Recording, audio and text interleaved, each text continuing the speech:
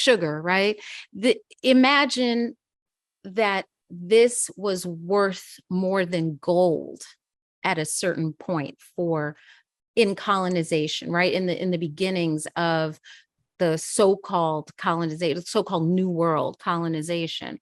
And it's really the most addictive drug in the world. I mean, everybody's probably been addicted to sugar at some point in their lives. Have you, Professor Hunter? Yeah, we've talked about my sugar journey, and Mhm. but we're as babies, Yeah. the sugar water that you pop into a child's mouth to keep them quiet, and where you start a child is how they end up having an appetite for something, right? That all of the Yeah. sugary little. I remember when my mother brought my brother home, I was eating the baby food, the peaches. She was like, Where are the peaches? I was like, that so, but I know it was loaded with sugar because the plums and the peaches were so good. I was eating the baby food because I was like, this is Right. delicious. This is delicious. Yeah. But the frosted flakes, a cereal that keeps us company. Those of us Right. who are latchkey kids, it was like the frosted flakes, the Rice Krispies with the sugar on it. All the The cereal, cereals, all the all the great cereals. cereals. Yes. Yeah. So, Captain Crunch, my brother loved the Captain Crunch, nothing but sugar, and Yeah. so this is everything, and Well, not it invokes even, this yes. feeling of pleasure, right? It's the same dopamine receptors and the pleasurable feeling that we get from eating sugar. My goodness, it's so sublime that as children, when we taste it, we're trying to chase that horse the rest of our lives, right? We're chasing the dragon. It is as addictive. It's more addictive than heroin and cocaine combined. And yet, of sugar, cocaine, heroin, only two of those are Schedule One drugs, right? That like you can't get on the street, or you could end up going to jail, or even as an opioid, with an epidemic in this country, it took a long time to get to that place. But sugar is everywhere. And the idea that it releases all these chemicals in your brain, that the consumption of it alone causes inflammation in your body, but we just don't care. Like it just tastes so good. It's like that boyfriend or girlfriend you shouldn't be messing with, but you just can't help yourself. It's rough. Yo, I mean, look, yes. when we talk about colonization, right? Let me give you these stats. So in the 1700s, the average person ate about 4 pounds of sugar a year. That's not really a lot when you really consider it, right? 4 pounds over like a 5 pound bag of sugar, less than that in an entire year, right? By the 1800s, and now, so we're tracking this sugar route, right? We're tracking what's going on in Jamaica and Cuba and Brazil, going all through Haiti, all of that, right? 18 pounds, it jumps to 18 pounds per person per year. 1900s, we go to 40 pounds of sugar per person per year. Per 2002, person, per yeah, per person. person, per person per year. The size of a good sized baby. That's how much sugar we right? And then 2002, that wasn't that long ago for some grown folk. We grown, right? 2002, 57 pounds of sugar on average per person. Do you want to guess what it is now?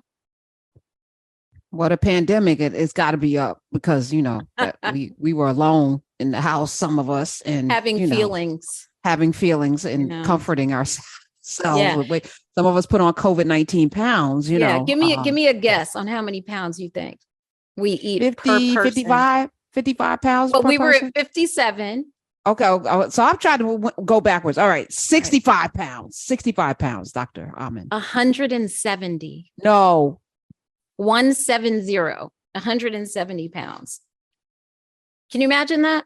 No. And then really what we have to ask ourselves is, how did we get here, right? How did sugar become this important force? And we have to go back to that time of transatlantic slavery. And then we have to come forward in knowing that it's a very cheap food source that makes us feel amazing, right?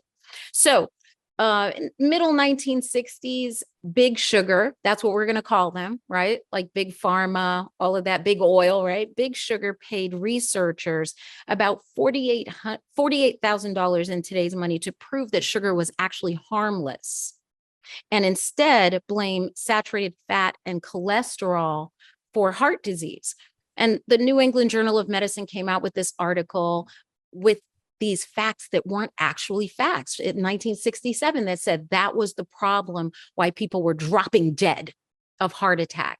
And the truth of the matter is that it was related to sugar, right? And that means over the last 50 years, when we do the math, when the math is mathin', that's 100 million unnecessary deaths that could never be linked to sugar because that study that had been done was never refuted, right?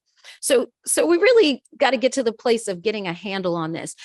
If we are, as brown people, we have this very complicated relationship with sugar because we were forced to be around it because we were farming it, this forced farming relationship. Then we were so sad in our souls. And everybody knows that when you feel emotional, you want comfort food. So we have this relationship with the sweet tea and the peach cobbler and the sweet potato pie and all of those things that we know are probably not the best, but man, they make us feel so much better because we're in pain, right? We're in emotional distress. Then we get to the place where sugar is pushed on us. Like you were mentioning, Professor Hunter, like the sugared cereals. How many of us went to school and they gave you that little sugary box of cereal? Everybody got their own cocaine, right? You got your own box that you put your little milk on. Oh man, that changed the game. Don't even forget the first, before you even go to school, what was that? Kindergarten. It was graham crackers and milk and then a nap. So we also associated with comfort and taking a nap. Well, you needed a nap after that because you were sprung. Then you went to recess, you just jumped around and screamed. And then you fell asleep because you crashed out and everybody got, the teachers are like, woof, we have a minute to think, right? But this becomes the habitude. And that goes back to even our baby formula days, right? Those of us who may not have been on mother's milk, because that was another initiative pushed in the 1950s and 1960s, especially, right? And this dovetails, if you look at these dates, which is how can we start sugaring the American public sooner? Like what point in their lives can we go ahead and start giving them sugar? And mothers were in mass encouraged not to breastfeed. And this became a problem, right? Our brains were like, woo, and we never could get back off of that. So we really got to get some substitutes and some things that will help us. And so I want to talk about just a few herbs, right? Just a handful of things that I think really will help us back away from needing that sugar and retrain our brain. You ready? Awesome. Yes, ma'am. Let's go. Right. So I really like using berberines, and that's Berberine. Right. And so a berberine is a substance, and turmeric has berberines. There's lots of foods with it in it. It decreases insulin resistance. It decreases sugar production in the liver. It helps you break down more slowly carbohydrates. And so these are kinds of foods that we may be taking now, but we need to up that quantity of things with berberine in it. And folks can look that up and just see a laundry list of things that may have that. And I guarantee you, most of those things are going to be kind of bitter or acrid as a taste, like how turmeric is, for example. Fenugreek. I love fenugreek. Oh, I don't think we eat it enough. Do you like fenugreek? Does it taste like licorice? No, that's fennel. Fenugreek doesn't taste like that at all. Fenugreek is an amazing herb that traditionally as herbalists, we would use it to help stimulate mother's milk production if somebody is lactating, but it's not going to make you do that if you're not lactating. But it's just one of those benefits, which is very interesting because we were just talking about that, right? But it helps. Where would somebody get berberine? I was thinking Burberry. I was like, I don't know. What is Burberry? Where did we get berberine? Berberine and fenugreek?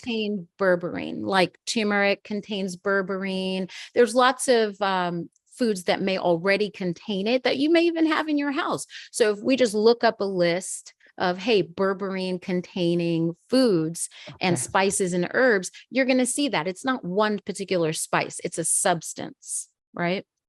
So And fenugreek, do we go to the store to get that? fenugreek, I love. I think so. Like I would normally, I mean, we have some teas that have fenugreek, but you can definitely get it in the spice section of your store. You'd be surprised. It's already in a jar. It's used a lot in Mediterranean and North African foods as a seasoning. And I've written a few recipes, and I think they're in Nubia, that we used fenugreek in those recipes, like a falafel and some other things. It's a great seasoning. It does not taste like licorice at all. And it helps you kick sugar cravings, right? A Wow. report by NYU School of Medicine talked about how fenugreek regulates blood sugar and improves insulin levels with people who may be diabetic. And so this is important for us to use these medicines, these foods as medicines, right? And it helps limit the craving, right? A lot of times we have like a sugar craving, and that's the problem, right? So then we have Jimena. Jimena is one of those herbs that you don't see a lot, but it's becoming one of those things that you're going to see in Whole Foods, et cetera. Every time we talk about this, Professor Hunter, we see it pop up. So it's Gymnema, Jimena. I was spelling it like Aunt Jemima. All right. Okay. Jimena. But Okay. I yeah, was this is wrong. the opposite of that crazy syrup Okay. that we Okay. Okay. Let's but go. in Hindi, the term gumar, which is the same name of the plant, means sugar destroyer, killer of sugar, right? And that's one of the things that we want with these herbs. And Jimena, right, is one of those herbs that helps us negate the need for the sugar. Some of these things, as we chew them, we drink them in a tea, whatever we're doing, it turns off the receptors for sugar. And one of the great things about that is the problem, right? Let's say the problem with sugar cravings is it's like an itch. The more you crave it, you scratch it by eating something a little bit sweet, it doesn't stop. It just keeps going. So we need to like take that out of the equation. And gymnemic acids really shut off the sugar receptors in the tongue, and it blocks your ability to taste sweetness. That's why it's called the sugar destroyer. So when you go to taste something sweet after eating that or putting it in your mouth, it doesn't taste like anything. It doesn't taste sweet at all. So you're kind of tricking your brain into it, if that makes sense. And then Yes. my favorite of all favorites, which I know you have in your kitchen, is cinnamon. Definitely. Cinnamon is my jams, but only when it's fresh. It has to be fresh and grated. It makes a huge difference. Cinnamon also contains chromium, which is important for blood sugar balance. Like you cannot balance your insulin without chromium, so it's right in there. And if you take some cinnamon and grate it onto your coffee or tea or whatever you're having, like we do here in our shop, when people come in, we do fresh grated cinnamon and nutmeg. It shuts off your tongue because cinnamon is 30 times sweeter to your tongue than sugar. Your tongue registers it as amazingly sweet, and it'll stop your brain from asking for that sweetness. So your cardiovascular health improves tremendously by just having that chromium in your diet that's getting slipped in. Now on the cinnamon tip, does it numb your tongue too? No, it just What is tricks your brain into thinking you've already had sugar. wow, that's I mean, these crazy. herbs are really something we've always lived in harmony with. Everything that I've mentioned is something that's already in your cabinet or something you can get a hold of, or it's something in teas that we have. I mean, it is available to us. It's just that we have been separated. And when you talk about in the Inflamed book, right, that you're playing an excerpt from, our separation of church and state is not the way we function.